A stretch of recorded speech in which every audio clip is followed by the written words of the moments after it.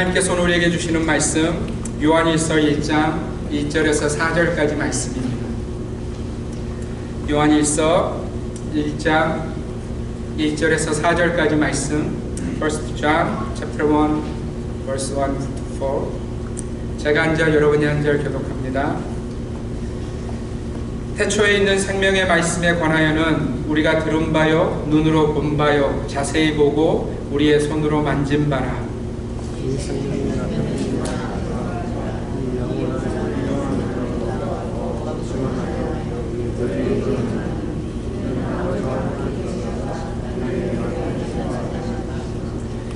우리가 보고 들은 바를 너희에게도 전함은 너희로 우리와 사귐이 있게 하려 함이니 우리의 사귐은 아버지와 그의 아들 예수 그리스도와 더불어 사귐이라. 우리가 이것을 쓰면 우리의 기쁨이 충만하게 하려 함이라. 아멘. 우리 옆에 있는 분들하고 다시 한번 좀 나눌까요? 해피 이스터 이렇게 한번 나눌까요? 해피 이스터, 해피 이스터. 여러분, 부활은 생명에 관한 이야기입니다. 그러나 우리가 부활에 대해서 제대로 이해하려면 우리는 먼저 죽음이라는 단어가 무엇인지, 그리고 그 죽음에는 어떤 의미가 담겨 있는지를 잘 정리할 필요가 있어요. 물론 우리는 죽음에 대해서 안다고 말할 것입니다. 그죠? 여러분, 죽음이 뭔지 아시죠? 죽음이 뭔지 아시죠? 여러분, 죽음이 무엇입니까? 대부분의 사람들은 죽음을 비참한 것으로 압니다. 심지어 요즘 일어나고 있는 우크라이나 전쟁을 보면 우리는 그 수많은 죽음들의 그 현장들과 영상들을 보면서 죽음이야말로 비참한 이야기다라는 것을 다시 한번 생각하게 되어집니다. 여러분, 그것뿐입니까? 우리가 사는 이 미국 땅에서 지난 3년 동안 우리는 수많은 사람들의 엄청난 죽음의 이야기들을 들었습니다. 그럼에도 불구하고 우리는 죽음에 대해서, 단어를 좀 바꾸면 사망에 대해서 잘 모르는 것 같습니다. 여러분, 제가 이 설교를 준비하면서 제 인생에 경험했던 죽음의 사건들을 다시 한번 떠올려 보게 되었어요. 제가 초등학교 시절 어느 여름날 저희 동네에 사는 형들과 함께 제가 사는 동네에 있는 저수지에 더위를 피하기 위해서 수영을 간 적이 있었습니다. 여러분, 그날의 일들이 아직도 제 머릿속에 아주 남아있어요. 수영을 한참 하던 중에 제 친구의 한 형이 그저 물가에서 놀지 않고 자신의 수영 실력을 보여주겠다고 그 저수지를 건너갔다 오겠다는 거예요. 우리 모두가 한참을 그 형을 지켜보고 있었어요. 그런데 저수지 중간쯤에 이른 그 형이 갑자기 보이질 않는 거예요. 우리가 아무리 이름을 불러서 소리쳐봐도 대답이 없는 거예요. 그리고는 우리가 예상하는 일이 일어났어요. 부모님들이 오시고 또 경찰이 오고, 그래도 시신을 찾을 수가 없어서 전문 잠수부를 부르고 나서야 한 이틀인가 지나고 나서야 그 시신을 발견합니다. 여러분, 제가 그 시신을 발견할 때 그 자리에 있었는데요. 며칠에 걸려서 찾은 그 형의 모습이 그야말로 이렇게 부을 대로 부어있는 그런 모습을 지금도 제가 기억합니다. 또 한 번의 제 인생에 잊을 수 없는 죽음에 대한 기억은 제가 중학교 시절 어느 한 해 설날이었던 것 같아요. 친구들과 함께 제가 사는 그 서대문이라는 동네 뒷동산에 올라가서 이렇게 등산을 한번 해보자, 그렇게 올라갔던 날이 있었던 것 같아요. 그런데 그 산에 올라가던 중에 저쪽 나무에 무엇인가가 이렇게 달려있는, 그래서 가까이 가보았더니 사람의 시신이었어요. 나무에 목을 걸고 자살한 그 사람의 시신. 그날도 경찰이 그 산에 올라오고, 또 산에 올라온 경찰에게 그 시신을 보게 된 경위를 한참 설명을 했던, 여러분, 그 별로 좋지 않은 기억들이 아직도 제 마음 가운데 남아있어요. 물론 그 이후에도 저는 제 인생에 있어서 수많은 죽음에 대한 경험들을 했습니다. 여러분, 이 부활주일날 제가 왜 이 죽음에 대한 이야기를 계속해서 나누고 있는지 아세요? 사람들은 죽음을 대면하는 것을 별로 즐거워하지 않습니다. 될 수 있으면 내 인생에는 죽음과 같은 이야기가 없기를 바라는 것이 사람들의 마음이라는 거예요. 그러나 여러분, 이 부활의 날에 우리가 반드시 기억해야 될 것이 있는데요. 그것은 바로 우리 주님의 십자가의 죽으심이에요. 여러분, 우리 주님의 죽음은요, 제가 지금까지 비참하다고 나누었던 그 죽음과도 비교되지 않을 정도의 비참한 죽음이셨어요. 여러분, 주님의 몸 자체는요, 그야말로 비참한 죽음이셨어요. 십자가를 앞두시고 밤새 땀방울이 핏방울이 되어 떨어질 정도로 기도하셨습니다. 그리고 대제사장의 군병들에게 끌려서 빌라도에게 넘겨졌고요. 그 밤새 예수님은 그 거친 로마의 군병들에게 채찍을 맞으셨어요. 여러분, 그냥 채찍이 아니고요, 채찍에 동물의 뼈와 조개 껍질이 붙어있는 그런 채찍이었어요. 한 번씩 등을 내리칠 때마다 예수님의 살점이 뜯어져 나오는, 그리고 거의 주님의 뼈가 보일 정도의 그런 일을 주님이 밤새 당하셨다는 거예요. 그 밤새 예수님은 법정에서 수많은 사람들의 조롱소리와 비난소리를 감수하셨고요, 심지어 사랑하는 제자의 저주소리까지 들으셔야 했던 그런 밤을 예수님이 보내신 것입니다. 그리고 아침이 되자 자신이 달려야 할 십자가의 나무 한 부분을 들고 어깨에 메고 골고다로 오르셨어요. 여러분, 그 골고다 언덕을 예수님이 오르시는 동안 주님이 수없이 쓰러지셨다는 거예요. 여러분, 그 쓰러짐은 자신의 몸을 보호하면서 넘어지는 그런 쓰러짐이 아니었어요. 이미 몸이 비참해질 정도로 비참해졌기에 그냥 쓰러지는, 여러분 한번 상상해 보세요. 그냥 넘어지는 거예요. 무슨 나무 몽둥이처럼 넘어지시는 거예요. 그리고 이제 주님이 골고다 언덕에 도착하셔서 예수님의 손과 발이 못에 박히셨어요. 여러분, 그 못의 사이즈는요, 우리가 아는 사이즈가 아니에요. 그죠? 그들이 죄수를 나무에 목을 박는 것은 그가 나무에 들려졌을 때에도 그 몸이 떨어지지 않도록 단단하게 박는 못이었어요. 그러니 여러분, 우리 주님의 손과 발에는 커다란 구멍이 이미 뚫려져 있는 그런 상황이었다는 것입니다. 여러분, 그것뿐입니까?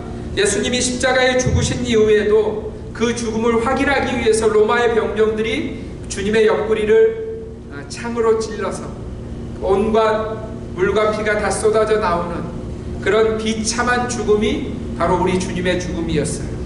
여러분 한번 상상해 보세요. 주님이 죽으신 이후에 이제 그 십자가 위에서 있는 그 주님을 내리는 겁니다.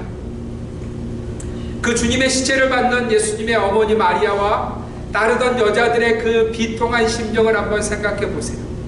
자신들의 눈앞에 비참한 죽음으로 있는 그 예수님의 모습을 보면서 얼마나 그들의 마음이 찢어졌을지를 한번 상상해 보시기를 바랍니다. 그런데 여러분, 여기서 우리가 기억해야 될 것이 있어요. 우리가 보고 있는 우리 주님의 그 비참한 죽음은요, 사실 그분의 것이 아니라 우리의 것이었다고 성경은 말씀하고 있어요. 우리는 마치 그 죽음이, 아니 하나님의 아들이 왜 그런 비참한 죽음을, 아니 어떻게 죽음을 당해도 그렇게 비참하게 죽을 수 있지 생각할지 모르지만, 그러나 여러분, 예수님의 그 죽음은요, 우리에게 구경꾼이 되라고 보여주신 죽음이 아니었어요. 하나님의 아들의 그 죽음, 아무 죄 없으신 그 주님의 죽음은 바로 그 죽음이 바로 저와 여러분들이 당해야 될 비참한 죽음이었다고 말씀해 주시는 죽음이었다는 거예요. 여러분, 이 시대는 아무도 그 죽음을 가져다주는 절망을 생각하지 않는 것 같습니다.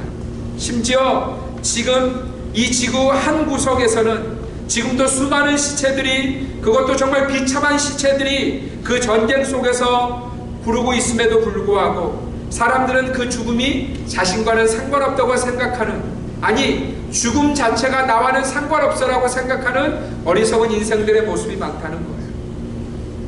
여러분 어떠세요? 남의 이야기 같습니까? 나한테는 그런 죽음이 설마 혹시 이런 생각이 드시는지.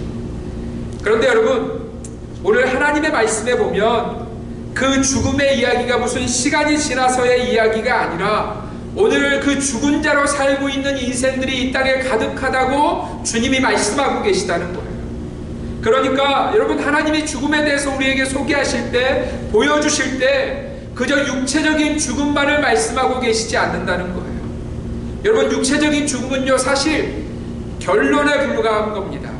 여러분, 이렇게 표현하면 좀 이해가 되실지 모르겠지만, 여러분, 우리가 아는 누군가가 죽으면 우리가 당장 땅에 갖다 묻습니까? 아니면 장례의 과정을 거칩니까? 장례의 과정을 거치죠. 당장에 그 시신을 땅에 갖다 묻지 않아요. 일단은 장의사에게 그 죽음을 맡기고요, 죽은 이가 평소에 입던 가장 좋은 옷이나 신발을 장의사에게 가져다 주면 염을 사람이 온몸에서 흘러나오는 것을 다 막은 다음에 그 옷과 신을 그 사람에게 입힙니다. 그리고 얼굴도 너무 창백하게 보이지 않도록 어떻게 해요? 멋들어지게 화장을 하죠. 그런데 한번 생각해 보세요.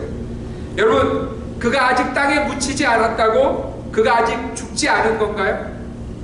그렇지 않죠. 그렇지 않아요. 땅에 묻히지 않은 것 뿐이지 그는 이미 죽은 자라는 거예요. 여러분, 성경은 우리의 육체의 죽음을 그렇게 말씀하고 있어요. 여러분, 우리의 육체가 죽는 날은요, 그저 땅에 묻히는 그 시간과 같다는 거예요. 그러면 오늘 우리의 삶 가운데 어떤 인생은 죽은 자로 살아가고요, 어떤 인생은 산 자로 살아간다는 거예요. 여러분, 이 말씀이 여러분들에게 잘 기억되셨으면 좋겠어요. 그렇습니다. 우리의 영혼의 상태가 오늘 하나님 앞에서 어떠한지가 오늘 내가 죽은 자로 살고 있는지 아니면 하나님의 그 놀라운 은혜인 산 자로 살고 있는지가 증명되어진다는 거예요. 여러분, 성경은요, 우리에게 그것을 말씀하고 있어요. 오늘 우리의 영혼의 상태를 통해서 어떤 이는 스스로 살아있다고 소리치지만 이미 죽은 이가 있고요, 어떤 이는 육체적인 상태는 거의 죽어있지만 그러나 그의 영혼의 상태를 하나님이 보시면서 네가 산자다라고 말씀하시는 인생이 있다는 거예요. 여러분, 하나님이 이미 죽었다고 말씀하시는 이들이 있습니다. 물론 그 스스로는 나 괜찮아, 내 건강 아직 괜찮아, 내 인생 이 정도면 잘 살아왔어, 다른 사람과 비교해도 나 괜찮은 인생이야, 그렇게 스스로 착각할지 모르지만 하나님은 이미 죽었다고 말씀하시는 인생이 있다는 거예요. 여러분, 오늘 에베소서 2장 2절과 3절 말씀에 보면 그 모습이, 그 죽은 자의 모습이 어떠한지를 주님이 이렇게 말씀하십니다. 우리 함께 읽겠습니다. 시작. 그때 너희는 그 가운데서 행하여, 같이 읽습니다. 시작. 그때 너희는 그 가운데서 행하여 이 세상 풍조를 따르고 공중의 권세 잡은 자를 따랐으니 곧 지금 불순종의 아들들 가운데서 역사하는 영이라. 전에는 우리도 다 그 가운데서 우리 육체의 욕심을 따라 지내며 육체와 마음에 원하는 것을 하여 다른 이들과 같이 본질상 진노의 자녀이었더니. 여러분, 잘 보세요. 지금 주님께서 그 영혼이 죽은 자들이 보여주는 삶의 모습을 우리에게 가르쳐 주시고 있어요. 여러분, 그들의 관심이 지금 어디 있습니까? 보세요. 이 세상 풍조를 따르고, 여러분, 온통 그 마음 가운데 세상의 일밖에 없는 거예요. 요즘 세상이 어떻게 흘러가는지, 요즘 사람들이 너무나 당당하게 말하는, 여러분 이런 거 이야기하잖아요. 잘 살려면 어떻게 해야 돼요?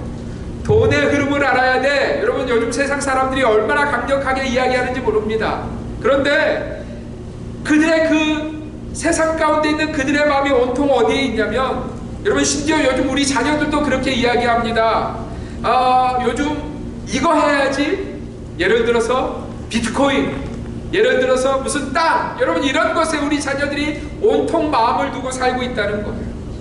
세상의 흐름에 대해서 온통 그 영혼이 집중하고 있다는 거예요. 여러분, 그런데 그렇게 세상의 풍조를 따라 사는 인생에 대해서 주님이 지금 뭐라고 말씀하시냐면, 말씀을 보세요. 그렇습니다. 공중의 권세 잡은 자를 따르는 것이라고 주님 말씀하고 있어요.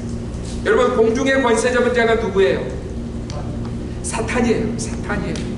여러분, 그러니까 주님이 지금 뭐라고 말씀하시냐면, 혹여라도 어떤 인생이 세상의 풍조를 열심히 따라가고 있고 자기의 육체의 욕심과 마음에 원하는 것만 행하고 있다면 그는 누구에게 속한 자라는 거예요? 누구에게 속한 자라는 거예요? 사탄에게 속한 자라는 거예요. 여러분, 이런 이들에 대해서 주님이 뭐라고 말씀하시는지 다시 한번 들어보세요. 에베소서 2장 1절 함께 읽습니다. 시작. 그는 허물과 죄로 죽었던 너희를 살리셨도다. 여러분, 성경이요, 그런 인생들을 향해서 뭐라고 말씀하시냐면 허물과 죄로 죽을 것이다 라고 말씀하고 계시지 않아요. 뭐라고 말씀하고 계세요? 죽었던, 이미 죽었다는 거예요. 하나님 보시기에 그 영혼에 대해서 이미 죽은 자라고 하나님이 선언하고 계시다는 거예요. 여러분, 우리는 스스로 괜찮아, 나 정도면 괜찮아, 사람들 봐, 나는 그래도 괜찮아, 나는 그래도 저 사람보단 좀 낫잖아, 여러분, 우리 스스로 그렇게 생각할 수 있지만, 그러나 하나님 보시기에는 어떻다는 거냐면 이미 죽은 자라는 겁니다. 여러분, 더 안타까운 하나님의 말씀은 어디 있는지 아세요? 인생에게만 그런 말씀을 하시는 것이 아니라 교회에게도 그렇게 말씀하신다는 거예요. 여러분, 교회도 그럴 수 있다는 거예요. 생각해 보셨어요? 교회가 그럴 수 있나? 교회가 죽은 교회일 수 있나? 여러분, 그런 생각해 보셨어요? 여러분, 요한계시록에 보면 주님이 교회들 가운데 한 교회에 대해서 주시는 말씀은 그야말로 충격적인 말씀입니다. 여러분, 이 요한계시록은요, 사도 요한이 기록한 말씀인데요, 지금 사도 요한이 어떤 상황 가운데서 이 말씀을 기록하고 있냐면, 반모섬에 유배되어서 그가 예수 믿는 것 때문에 죄인이 되어서 유배되어서 그 반모섬에서 뭐 했냐면요, 낮에는 광산에서 채석하는 일을 했습니다. 그리고 밤에는 그가 하나님의 은혜를 사모하면서 기도하는 그런 고난의 인생을 살아가고 있는 거예요. 그런데 여러분, 지금 사도 요한만 그런 어려운 인생을 살고 있는 것이 아니라 지금 사도 요한을 통해서 말씀을 전하고 있는 사대교회 역시도 그런 고난과 핍박 가운데 있는 교회라는 거예요. 그러면 여러분, 한번 생각해 보세요. 그런 어려움 가운데 있으면 주님이, 야, 너 참 수고한다. 이 어려운 시대에 네가 참 믿음 지키느라고 어렵지. 그 정도만 해도 내가 너 괜찮아. 이렇게 주님이 격려해 주셨으면 좋겠는데, 여러분, 주님의 말씀은 단호해요. 우리 요한계시록 3장에 있죠. 함께 읽습니다. 시작. 사대교회의 사자에게 편지하라. 하나님의 7 영과 7 별을 가지신 이가 이르시되, 내가 내 행위를 아노니 내가 살았다 하는 이름은 가졌으나 죽은 자로다. 여러분, 사대교회의 사자는 누구냐면 이 사대교회를 책임지고 있는 목회자를 말하는 것입니다. 그런데 단지 목회자에게만 주님이 지금 너 죽었어 이렇게 말씀하시는 것이 아니고요, 이 교회 전체가 마치 목회자를 닮아서 다 죽어있는 모습이었다는 거예요. 여러분, 그걸 어떻게 알 수 있냐면 4절을 같이 한번 보겠습니다. 4절 함께 읽습니다. 시작. 그러나 사대의 그 옷을 더럽히지 아니한 자 몇 명이 내게 있어 흰옷을 입고 나와 함께 다니리니 그들은 합당한 자인 영고라. 여러분, 사대교회가 몇 명이었는지는 모르겠어요. 그러나 이 사대라는 곳이 그 당시에 굉장히 큰 도시였음을 생각해보면 교회 성도의 숫자가 그렇게 작지 않았을 것 같아요. 그런데 주님이 지금 뭐라고 말씀하시냐면 그 사대교회 가운데 흰 옷을 입고 다니는 자가 얼마나 되었다고요? 얼마나 되었어요? 네, 몇 명에 불과했다는 거예요. 여러분, 몇 명이라는 말은 이 10손가락 안에 들어가는, 아니 5손가락 안에 들어가는, 야, 몇 명이 내게 보인다. 여러분, 제가 이 부활절날 흰옷 입고 오라고 한 번도 광고한 적이 없죠. 근데 김경훈 집사님이 딱 흰옷을 입고 오셨어요. 할렐루야. 우리 성호정 원사님 어르신들이 다 흰옷 입고 오셔서 야, 할렐루야 했는데, 우리 장로님은 흰 넥타이까지. 근데 저희 큰아들이 흰옷을 딱 입고 왔어요. 할렐루야. 둘째가 흰 바지를 딱 입고 왔어요. 가르치지 않아도 알고 있네, 흰옷을 입을 줄 알고 있네, 이런 마음이 아침에 들었어요. 근데 여러분, 우리의 겉옷이 중요한 것이 아니고요, 하나님이 우리를 보실 때 흰옷을 입은 자가 있다는 거예요. 여러분, 그 자가 어떤 인생이냐면 들어보세요. 그 옷을 더럽히지 아니한 자 몇 명이 내게 있어 흰옷을 입고 나와 함께 다니리니. 여러분, 그 인생이 지금 어떤 인생이냐면 사대교회 모든 성도들이 다 세상을 닮아가고 세상의 풍조를 따라가고 공중의 권세 잡은 자 앞에서 그 마음을 그에게 빼앗겨버린 그 상황 가운데서도 예수님, 주님이죠. 내 인생에 필요한 분이 주님이죠. 내가 어떻게 세상을 쫓아가겠습니까? 내가 어떻게 세상 속에서 저들과 함께 민글되어서 살겠습니까? 나 주님만 쫓아갈래요 하는 그 성도들이, 여러분, 심지어 목회자도 아니었어요. 목회자도 이미 세상 풍조를 쫓아가서 주님 보시기에 죽은 자가 되어 있는데, 그들 중에 몇 성도들이 예수님 앞에 흰옷을 입고 그들의 믿음의 온전함을 가지고 있었다고 주님이 말씀하십니다. 사랑하는 성도 여러분, 제가 이 말씀을 묵상하면서 우리 주님의 교회를 깊이 생각했어요. 주님이 우리 교회를 보시고 혹시 이렇게 말씀하시면 어떻게 될까? 네가 살았다 하는 이름은 가졌으나 죽은 자이다. 여러분, 제 마음에 큰 두려움이 생겼어요. 여러분, 제가 지금 고민하고 염려해야 될 문제가 무엇인지를 다시 한번 확인하게 되었어요. 여러분, 우리의 고민이요, 앞으로 무슨 우리 교회 건물을 어떻게 할까? 우리 교회 시스템을 위해서 어떻게 할까? 어떤 전도사가 필요할까? 여러분, 이게 우리의 고민이 아니라는 것을 다시 한번 확인하게 되었어요. 사실은 지금도 주님이 제게 주시고 있는, 우리 주님의 교회에 주시고 있는 경고의 말씀이 이 말씀이 아닌가. 사대교회의 사자여, 주님의 교회의 목사인 너 백주성아, 너 뭐하고 있니? 뭘 내 마음 가운데 두고 있니? 주님이 제게 물으시는 음성으로 한 주간 제게 묵상이 되었어요.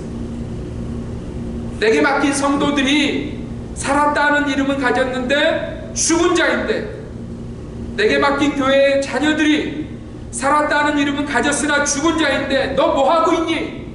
주님이 이렇게 제게 말씀하시는 것 같아서 한 주간 제 마음이 참 무거웠어요. 사랑하는 성도 여러분, 그래서 오늘 우리가 읽은 이 요한일서의 말씀이 저와 여러분들에게 소망이 되는 줄 믿습니다. 이런 절망의 시대, 죽음의 시대를 사는 저와 여러분들에게 소망이 무엇인지를 주님이 다시 한번 가르쳐 주시는 말씀이에요. 여러분, 사도 요한은 우리에게 자신의 삶의 간증을 먼저 합니다. 우리 오늘 말씀 1절 같이 한번 읽겠습니다. 읽습니다. 시작.